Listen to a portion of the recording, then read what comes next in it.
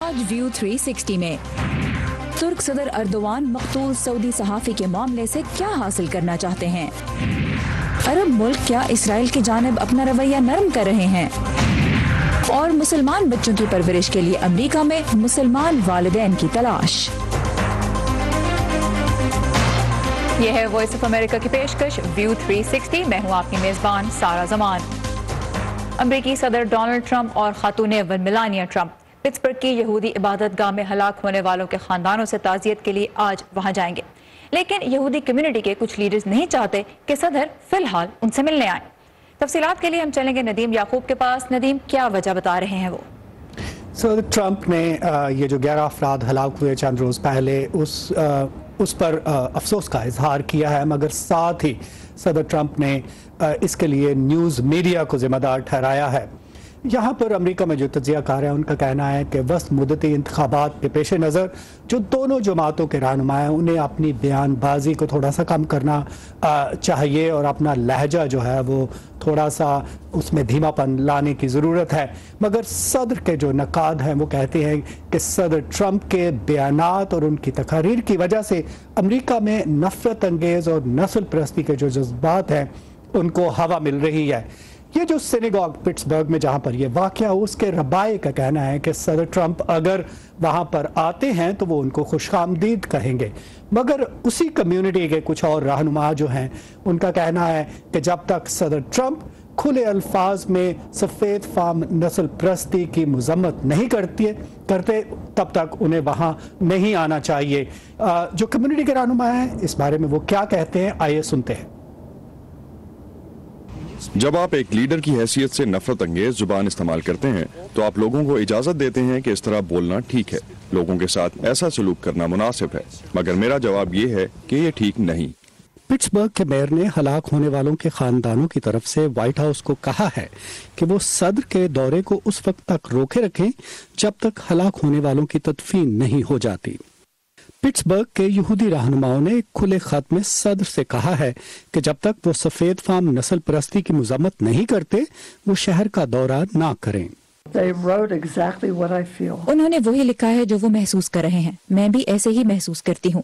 मेरा ख्याल है कि वो मजीद इख्तलाफात, रंज और मनफी जज्बात को हवा देंगे।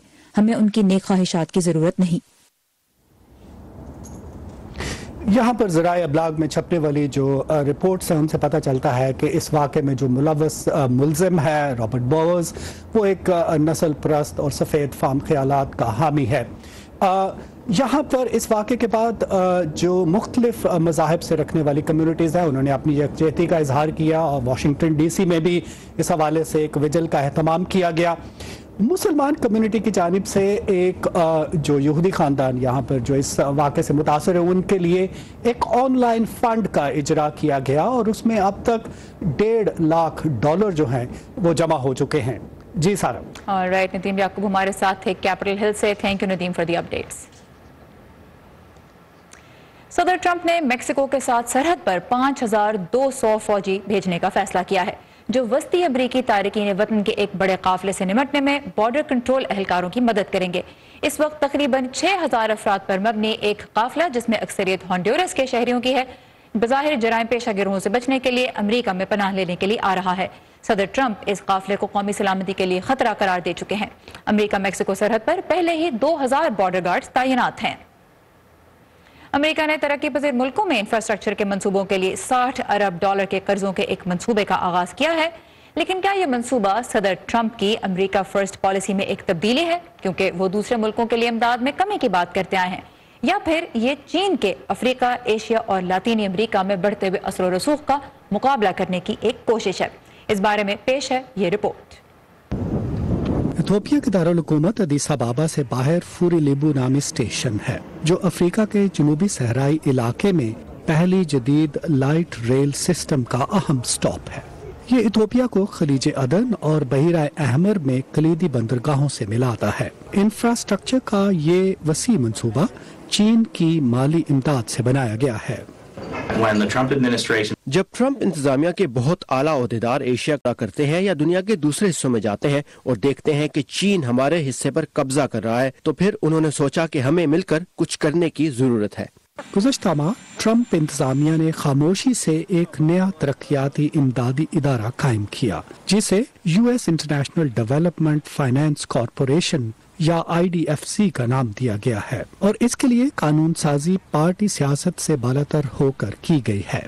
Well, I think it's quite significant that the Congress and the administration. یہ بات اہم ہے کہ کانگریس اور انتظامیہ نے غیر جانبدار طریقے سے ترقیاتی فنڈز کی اہمیت کو تسلیم کیا ہے تاکہ دنیا بھر میں امریکہ کی ترقی کے منصوبوں کو فروغ دیا جائے۔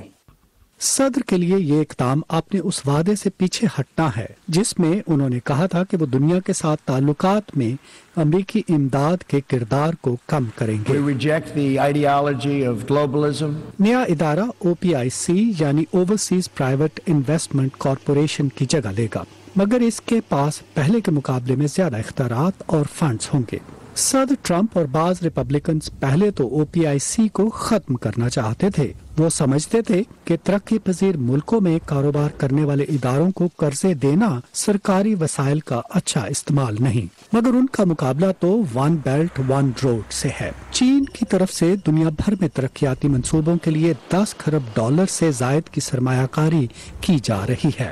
اس کی وجہ سے بیجنگ جغرافیائی اور سیاسی اعتبار سے مضبوط ہوا ہے، لیکن اس سے فائدہ حاصل کرنے والے ممالک میں مسائل کی بھی نشاندہی ہوئی ہے۔ بین الاقوامی اقتصادیات میں چین ایک ڈرگ ڈیلر کی طرح ابھر رہا ہے۔ آج دنیا میں قرضوں کی پائیداری سے متعلق وسیع تر بحث جاری ہے کیونکہ وہ مضحکہ خیز شرائط پر آسانی سے رقوم فراہم کر رہے ہیں جو ضروری نہیں کہ شفاف ہوں اور عالمی ضوابط کے مطابق ہوں۔ بیجنگ ان الزامات کو مسترد کرتا ہے کہ اس کی جانب سے قرضوں کی فراہمی سے ترقی پذیر ممالک قرضوں کے جال میں پھنس رہے ہیں۔ تجزیہ کاروں کا کہنا ہے کہ صرف 60 ارب ڈالر سے IDFC کا نیا ادارہ دنیا میں چینی سرمایہ کاری کا مقابلہ کرنے کے لیے کافی نہیں ہوگا، مگر قرضے فراہم کرنے والے دوسرے عالمی اداروں کی شراکت داری کے ساتھ یہ کافی با اثر ہو سکے گا۔ افریقہ، ایشیا اور لاطینی امریکہ کے ترقی پذیر ممالک امریکی سرمایہ کاری سے فائدہ اٹھا سکتے ہیں۔ پیٹسی ویدا کسوارا کے ساتھ ندیم یعقوب، اردو VOA۔ سعودی صحافی جمال خشوگی کے قتل کی تحقیقات میں صدر رجب طیب اردوان سعودی عرب پر مسلسل دباؤ ڈال رہے ہیں۔ اس وقت سعودی عرب کے پبلک پروسیکیوٹر بھی تحقیقات کے لیے ترکی میں ہیں۔ تجزیہ کاروں کا کہنا ہے کہ اس معاملے میں ترکی جس طرح ٹکڑوں میں معلومات منظر عام پر لے کر آ رہا ہے، یہ صدر اردوان کی طرف سے سعودی ولی عہد محمد بن سلمان کو نہ صرف بین الاقوامی سطح پر شرمندہ کرنے کا ایک طریقہ ہے بلکہ مغربی ملکوں کی جانب سے ریاض کی حمایت کی پالیسی کو متاثر کرنے کی ایک کوشش بھی ہے۔ مزید جانتے ہیں اس رپورٹ میں۔ ترکی کے صدر رجب طیب اردوان سعودی عرب پر اپنا دباؤ مسلسل قائم رکھے ہوئے ہیں۔ یہ واضح ہے کہ جمال مارے گئے ہیں لیکن ان کی لاش کہاں ہے؟ ماہرین کا کہنا ہے کہ صدر اردوان سعودی ولی عہد محمد بن سلمان کے امیج کو عالمی سطح پر نقصان پہنچانے کی کوشش کر رہے ہیں۔ اگر یہ مسئلہ سعودی حکومت کی مغرب سے بات چیت کو مشکل بناتا ہے، خاص طور سے امریکہ سے، تو ترکی کو اس سے پیدا ہونے والے خلا میں اپنی جگہ بنانے کا موقع ملے گا۔ ترکی کی اس حکمت عملی کی جڑیں مسلم دنیا کی سیاسی حکمرانی کی جنگ سے جڑی ہیں۔ سابق سعودی بادشاہ کی موت کے بعد ترکی نے قطر سے اپنا اتحاد بنایا اور سعودی عرب نے متحدہ عرب امارات اور مصر کے ساتھ، اور بظاہر یہ دونوں خطے کی سیاست کے دو متوازی ستون بن رہے ہیں۔ اور یہ سیاسی حریف شام کی جنگ میں آمنے سامنے ہے۔ امریکہ کے ساتھ سعودی عرب شام میں جمہوری طاقتوں کی مدد کر رہا ہے جو شام کا زیادہ تر مشرقی حصہ YPG نامی کرد فوج کے ساتھ کنٹرول کرتے ہیں۔ ترکی YPG کو دہشت گرد سمجھتا ہے۔ کچھ ماہرین کا کہنا ہے کہ ترک صدر کی حکمت عملی خطرناک ثابت ہو سکتی ہے۔ اگر آپ ایک شخص کے قتل کو اپنی خارجہ پالیسی کے مقاصد کے حصول کے لیے استعمال کریں تو یہ مزید بے تکی بن جاتی ہے۔ دوسری طرف یہ سعودی عرب کی ترکی میں تقریباً $1 ارب کی سرمایہ کاری پر بھی سوالیہ نشان ہے۔ اس حکمت عملی کے بعد اگر محمد بن سلمان حکومت میں رہتے ہیں اور یہ ترکی اور سعودی عرب کے درمیان ایک مسئلہ بن جاتا ہے تو سعودی سرمایہ کاری ختم ہو سکتی ہے۔ کچھ روز پہلے ریاض میں ہونے والی سرمایہ کاری کانفرنس میں سعودی ولی عہد محمد بن سلمان سے انقرہ سے تعلقات کے بارے میں پوچھا گیا تو ان کا کہنا تھا بہت سے لوگ ہیں جو اس تکلیف دہ واقعے کو سعودی عرب اور ترکی کے درمیان درار ڈالنے کے لیے استعمال کر رہے ہیں۔ میرا ان کے لیے پیغام ہے کہ جب تک سلمان بن عبدالعزیز بادشاہ ہیں آپ ان مقاصد میں کامیاب نہیں ہو سکتے۔ اس بیان کے بعد سوال یہ اٹھتا ہے کہ کنگ سلمان بن عبدالعزیز کے بعد ترکی اور سعودی عرب کے تعلقات کا کیا ہوگا؟ ماہرین کا کہنا ہے کہ صدر اردوان خطے میں ترکی کی طاقت بڑھانے کے لیے سعودی ولی عہد کی شخصیت کو نقصان پہنچا کر ایک خطرناک لیکن طویل المدت حکمت عملی کی بازی کھیل رہے ہیں۔ ہنری ریجویل کے ساتھ ثاقب الاسلام، وائس آف امریکہ۔ اسرائیل کا جہاز پاکستان میں اترا یا نہیں، اس بارے میں قیاس آرائیاں ابھی ختم نہیں ہوئی، اگرچہ حکومت پاکستان ان کی تردید کر چکی ہے، لیکن جس وقت پاکستان کے سوشل میڈیا میں اسرائیل کی جانب مبینہ طور پر ہاتھ بڑھانے پہ حکومت کو تنقید کا نشانہ بنایا جا رہا تھا، اس وقت بحرین میں جاری ایک سیکیورٹی کانفرنس میں عرب ملک اسرائیل کو ایک حقیقت کے طور پر تسلیم کرنے کی بات کر رہے تھے۔ عمان کے بادشاہ سلطان قابوس نے جمعرات کو اسرائیل کے وزیر اعظم بنجامن نیتنیاہو سے مسقط میں ملاقات کی۔ یہ 22 سال میں کسی اسرائیلی وزیر اعظم کا پہلا دورہ عمان تھا۔ دونوں ریاستوں کے درمیان باقاعدہ سفارتی تعلقات نہیں۔ اس کے بعد بحرین میں علاقائی سیکیورٹی کی کانفرنس میں عمان کے وزیر خارجہ نے یہ تو واضح کیا کہ ان کا ملک اسرائیل اور فلسطین کے درمیان ثالثی نہیں کر رہا، لیکن یہ خیال بھی پیش کیا کہ جب اسرائیل خطے میں موجود ہے تو کیوں نہ اسے بھی دوسری ریاستوں کی طرح ہی دیکھا جائے۔ اور اس موقع پہ بحرین میں سعودی عرب اور امریکہ کے عہدیدار بھی موجود تھے۔ پھر ہم نے دیکھا کہ پیر کے روز اسرائیل کی وزیر برائے ثقافت اور کھیل میری راگیو نے ابوظہبی کی شیخ زاید گرینڈ ماسک کا دورہ کیا۔ اسرائیل پہلی بار متحدہ عرب امارات میں کھیلوں کے ایک مقابلے میں بھی شرکت کر رہا ہے۔ تو سوال یہ پیدا ہوتا ہے کہ کیا عرب ملک اسرائیل کی جانب اپنا رویہ بدل رہے ہیں اور اس کا نتیجہ کیا ہو سکتا ہے؟ اس بارے میں ہم بات کریں گے بین الاقوامی سیکیورٹی اور خارجہ پالیسی کے امور کے ماہر کامران بخاری سے۔ Kamran, welcome to view 360۔ سب سے پہلے تو ایک اوور آرچنگ سوال یہی ہے کہ کیا عرب ریاستوں کا رویہ بدل رہا ہے اسرائیل کی طرف، کیا نرم ہو رہا ہے؟ یہ آج کا نہیں ہے، یہ تو کئی زمانے سے چلا آ رہا ہے کہ دنیا کی سب سے بڑی عرب ریاست جو مصر ہے، اس نے 1979 کے اندر پیس ٹریٹی سائن کی تھی اسرائیل کے ساتھ۔ جارڈن کے بڑے دیرینہ تعلقات ہیں 50 اور 60 کی دہائی سے چلتے ہوئے، اور پھر انہوں نے بھی 1994 میں اپنا جو ریلیشن شپ ہے وہ فارملائز کیا تھا۔ تو اور سعودی عرب اور امارات اور دیگر اور ممالک جو ہیں ان کے بیک چینل تو چل ہی رہے تھے۔ تو یہ اب صرف پبلک لیول پہ جو ہے نا آہستہ آہستہ آنے کی کوشش کی جا رہی ہے۔ ایک حقیقت ہے اسرائیل کو کس طریقے سے ڈیل کرنا ہے۔ بائیکاٹ جو ہے میرے نزدیک اس نے کوئی فائدہ نہیں پہنچایا۔ میں یہ نہیں کہہ رہا کہ یہ جو عرب ملک ہیں وہ صحیح کر رہے ہیں، مجھے نہیں پتا کہ ان کی کیا اسٹریٹجی ہے فی الحال، یا وہ کیا کرنا چاہ رہے ہیں، فلسطینیوں کی کتنی مدد کرنا چاہ رہے ہیں، اپنے نیشنل انٹرسٹ کو کتنا پروان چڑھانا چاہ رہے ہیں، لیکن جو بائیکاٹ کا سلسلہ ہے، کسی حقیقت سے منہ موڑ لینا، میں نہیں سمجھتا وہ ٹھیک ہے۔ اچھا یہ بتائیے، ایک طرف تو فلسطین کا معاملہ ہے جو بہت ہیٹڈ ہے پوری مسلم دنیا میں ہی، میں عمان میں جو ملاقاتیں ہوئی ہیں ان کے بارے میں خاص طور پہ آپ سے یہ جاننا چاہوں گی کہ عمان کا اس میں کیا رول نظر آتا ہے، اور خاص طور پہ فلسطین کے علاوہ جو ایران کا ایشو ہے عرب دنیا کے ساتھ، اس کے تناظر میں آپ ان ملاقاتوں کو کیسے دیکھتے ہیں؟ دیکھیں، ایران جو ہے وہ جو عرب دنیا کے اندر ایک جیو پولیٹیکل خلا پیدا ہو رہی ہے اس کو پر کرنے کی کوشش کر رہا ہے۔ عرب دنیا کے پاس خود سے اندرونی طور پہ کوئی خاص طاقت نہیں ہے، اور امریکہ جو ہے وہ عرب دنیا کے ساتھ اس طریقے سے ایران کے ساتھ لڑنا نہیں چاہتا جس طریقے سے عرب دنیا چاہتی ہے۔ تو ظاہر ہے پھر عربیوں کو کچھ نہ کچھ تو کرنا ہے۔ تو میں سمجھتا ہوں کہ بیلنسنگ ایکٹ ہو رہی ہے۔ یاد رہے کہ عمان جو ہے وہ ایران کے ساتھ بھی بہت گہرے روابط ہیں، بلکہ یہ جو نیوکلیئر ڈیل شروع ہوئی تھی اس کے نیگوسیشنز جو ہیں وہ براستہ مسقط ہوئی تھی۔ تو ایسا نہیں ہے کہ عمان کا جھکاؤ اسرائیل کی طرف ہے اور ایران سے کم ہے، یہ ایک بیلنسنگ ایکٹ ہے۔ اگر آپ ایک چھوٹا پلیئر ہیں خطے کے اندر اور آپ اپنے مفادات کو محفوظ رکھنا چاہتے ہیں تو آپ بڑی طاقتوں کی جنگ کے درمیان نہیں آتے، بلکہ کوشش کرتے ہیں کہ آپ دونوں کے ساتھ تعلقات بنا کے رکھیں۔ اور عمان کا ہم نے یہ دیکھا کہ ایک چھوٹی ریاست ہونے کے باوجود کافی کامیابی کے ساتھ اس نے مختلف سٹیک ہولڈرز کے ساتھ اپنے تعلقات رکھے ہیں۔ جب یہ اسرائیل کے وزیر اعظم سے ملاقات ہوئی، اس سے پہلے فلسطینی اتھارٹی کے جو صدر ہیں محمود عباس، ان سے بھی عمان نے ملاقات کی۔ اب آپ نے جس طرح ایک بیک گراؤنڈ بھی دی کہ جو عرب ممالک ہیں یہ آج کی بات نہیں ہے، ان کے سعودی عرب کے اسرائیل کے ساتھ بیک چینلز پہ تعلقات رہے ہیں، تو پاکستان اور دیگر مسلمان ممالک میں جہاں فلسطین کا ایشو بہت ایک ایموشنل ایشو ہے، کیا پیغام ملتا ہے ان کو؟ خاص طور پہ یہ جو بھی اسرائیل کا جہاز آیا، اس کی جو کنٹروورسی ہوئی، جہاز آیا نہیں آیا اس بارے میں حکومت نے تو تردید کر دی بالکل، بٹ اس کنٹروورسی کے تناظر میں اسرائیل کی جانب مسلمان ملکوں کے عوام کا رویہ کیا اب ہونا چاہیے، کیا پیغام ملتا ہے ان کو؟ دیکھیے، میں یہ توقع نہیں رکھ رہا تھا کہ فواد چودھری یا عمران خان یا کوئی اور اعلیٰ عہدیدار جو ہے وہ اس بات کی تصدیق کرے گا، وہ تو تردید ہی انہوں نے کرنی تھی۔ اس کا یہ مطلب یہ نہیں ہے کہ وہ آئے یا نہیں آئے، یہ کسی کو نہیں پتا۔ لیکن جہاں تک جو ہے اسرائیل کا اور پاکستان کا تعلق ہے، میں نے آج ڈیلی ٹائمز میں ایک آپ ایڈ چھاپا ہے، اس میں میں نے کہا ہے کہ بھائی دیکھیں، اگر آپ یہ کہہ رہے ہیں کہ اسرائیل کا بائیکاٹ کر کے تو آپ نے فلسطینیوں کا 70 سال سے کوئی فائدہ کیا ہے، تو حقیقت تو اس کے برعکس ہے.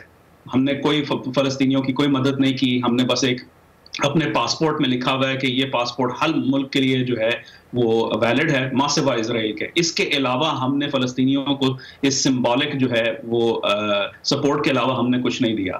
اب یہ ہے کہ اسرائیل کے ساتھ جو ہے تعلقات بنانے سے میں سمجھتا ہوں، میں نہیں کہہ رہا کہ فل ڈپلومیٹک ریلیشنز ہونے چاہیے یا کس قسم کا تعلق ہونا چاہیے، یہ میں حکومت پاکستان پہ چھوڑتا ہوں. لیکن اگر کوئی تعلق ہوگا، کوئی جو ہے نا بات چیت ہوگی، تبھی پاکستان اپنے مفادات کو جو ہے نا پرسو کر سکے گا اور فلسطینیوں کے لیے کچھ کر سکے. اور کامران بخاری سیکیورٹی اور خارجہ امور کے ماہر ہمارے ساتھ تھے. Thank you for your time and insight. تازہ ترین خبریں، اہم واقعات، آڈیو ویڈیو رپورٹس اور تجزیے دیکھنے، سننے اور پڑھنے کے لیے ڈاؤن لوڈ کیجیے VOA اردو کی نئی ایپ. خبریں اب ہر وقت آپ کی مٹھی میں. بچوں کا تحفظ والدین اور معاشرے کی ذمہ داری ہوتا ہے. امریکہ میں کم از کم 4 لاکھ بچے ایسے ہیں جنہیں سنگین لاپرواہی اور دیگر خطرات کی وجہ سے ان کے حقیقی والدین سے دور فاسٹر کیئر سسٹم میں رکھا گیا ہے. اس نظام کی نگرانی حکومت کرتی ہے. ریاست مشیگن جہاں مسلمان بڑی تعداد میں آباد ہیں، وہاں فاسٹر کیئر سسٹم میں بھی کئی مسلمان بچے ہیں. ان کی پرورش کے لیے مسلمان گھرانے تلاش کرنے کی کوشش کی جا رہی ہے. اس بارے میں مزید جانتے ہیں آفتاب بورکا کی اس رپورٹ میں. رانیہ شبیب اور ان کے شوہر انس عبید کئی سالوں سے اس پرسکون علاقے میں ایک آرام دہ زندگی گزار رہے ہیں، لیکن جب سے انہیں یہ پتا چلا کہ ان کے ارد گرد شہروں میں کئی ایسے بچے رہتے ہیں جنہیں نہ صرف اچھے والدین بلکہ مذہبی تربیت کی بھی ضرورت ہے، تو انہوں نے ان میں سے کچھ بچوں کی تربیت کی ذمہ داری اٹھا لی. بہت سارے بچے ہیں جنہیں گروپ ہومز میں رکھا جاتا ہے. مسلمان بچوں کی بہت بڑی اکثریت ایسے خاندانوں کے ساتھ رہ رہی ہے جو مختلف مذہب سے ہیں، جس کی وجہ سے ان بچوں کے لیے اپنا عقیدہ برقرار رکھنا بہت مشکل ہے، اور کبھی تو ان بچوں کو ایسے ماحول میں رکھا جاتا ہے جو ان کے لیے مثالی نہیں ہوتا. خود 3 بچوں کی ماں ہونے کے باوجود رانیہ 4 فاسٹر بچوں کی پرورش کر چکی ہیں. ان میں سے ایک یہ 20 سالہ لڑکی ہے جو اپنی شناخت ظاہر نہ کرنے کی شرط پر ایک غیر مسلم گھرانے میں بتائے ہوئے اپنے تجربے کو بیان کرتی ہے.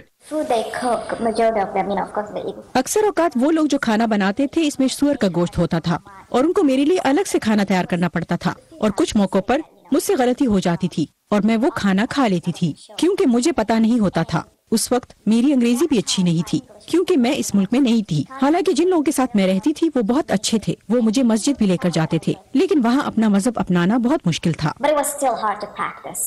ریاست مشیگن کے فاسٹر سسٹم میں تقریباً 13,000 بچے ہیں. ان میں سے مسلمان بچوں کے کوئی سرکاری اعداد و شمار تو نہیں ہیں، مگر رانیہ کہتی ہیں کہ ان کی ریسرچ کے مطابق مسلمان بچوں کی تعداد کم از کم 100 سے زائد ہے. ان کی رائے میں موجودہ فاسٹر سسٹم بہت ساری مشکلات کا شکار ہے جس کا نقصان یہ بچے اٹھا رہے ہیں. یہ واقعی میں ایک ٹوٹا ہوا سسٹم ہے. اس سسٹم میں رہ کر کام کرنا بہت ہی پریشان کن ہے.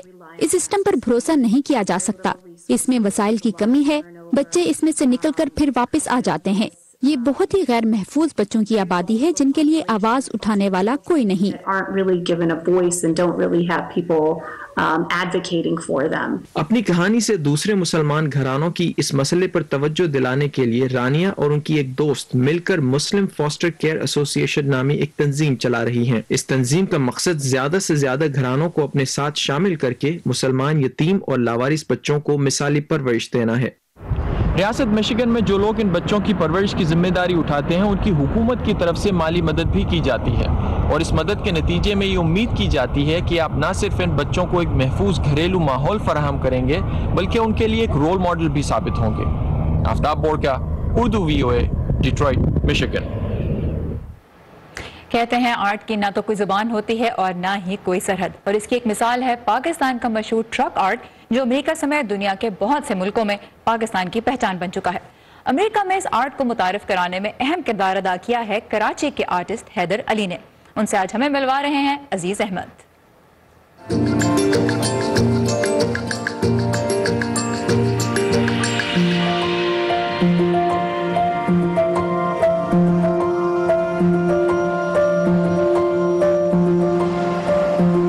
واشنگٹن شہر جہاں پہ ہم ابھی بیٹھے ہیں اس کا ایک میوزیم ہے اسمتھسونین، تو انہوں نے مجھے انوائٹ کیا تھا اس ٹرک سمیت.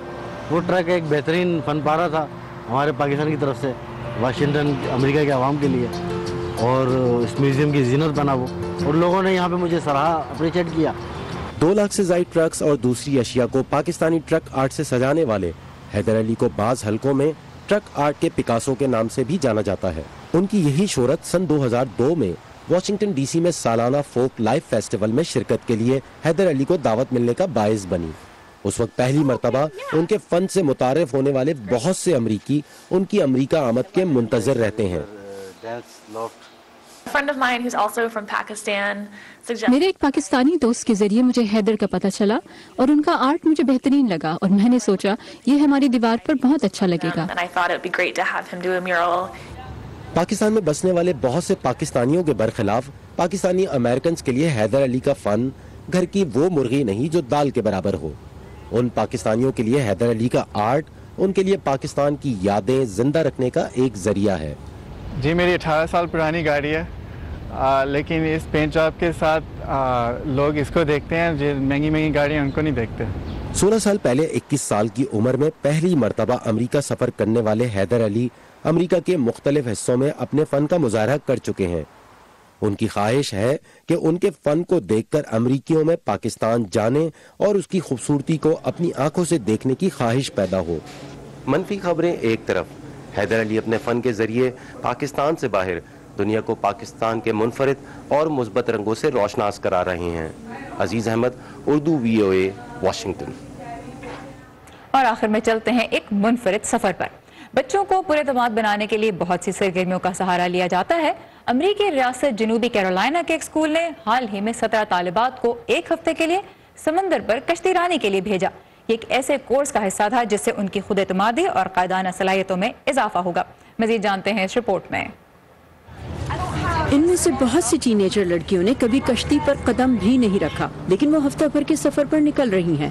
یہ ان میں خود اعتمادی پیدا کرنے کے ایک پروگرام کا حصہ ہے. آف شور لیڈرشپ پروگرام قائدانہ صلاحیتوں کے ساتھ کشتی, پانی اور بہت سی دوسری چیزوں سے متعلق ہے, لیکن اس کا اصل مقصد ہے لڑکیوں کو خود اپنے آپ کو جاننے کا موقع دینا اور ان کی خود اعتمادی بحال کرنا. یہ کافی مشکل ٹرپ ہوگا, پورا ہفتہ گزارنا, کیونکہ مجھے پانی کا کوئی تجربہ نہیں اور مجھے امید ہے کہ اس کے بعد میرا خود پر اعتماد بڑھ جائے گا. ان کے لیے بڑا چیلنج ہوں گے کشتی کی ہچکولے اور گھر کی یاد.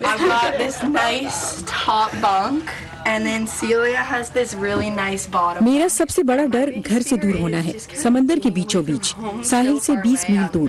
مجھے اپنے گھر والوں اور کتے کی یاد آئے گی, لیکن میں سب کو جاننے کے لیے پرجوش ہوں. ایک independent high school Ashley hall کی یہ 17 لڑکیاں ریاست ورجینیا کے شہر نارفوک سے کشتی رانی کر کے ریاست کیرولائنا میں اپنے شہر چارلسٹن پہنچی, اور سفر کے دوران وہ کم نیند, سخت محنت اور سرد موسم سے نبرد آزما رہی. آپ 2 بجے رات میں اٹھتے ہیں اپنا مخصوص لباس پہن کر اور باہر سردی میں بیٹھتے ہیں. ہمارے پاس فونز بھی نہیں تھے اور نہ ہی باہر سے کوئی اور رابطہ. پہلے انہیں تحفظات تھے, لیکن پھر انہیں یقین ہو گیا کہ وہ یہ کر سکتی ہیں. انہوں نے سارا دن کام کیا اور ان کی کارکردگی زبردست رہی.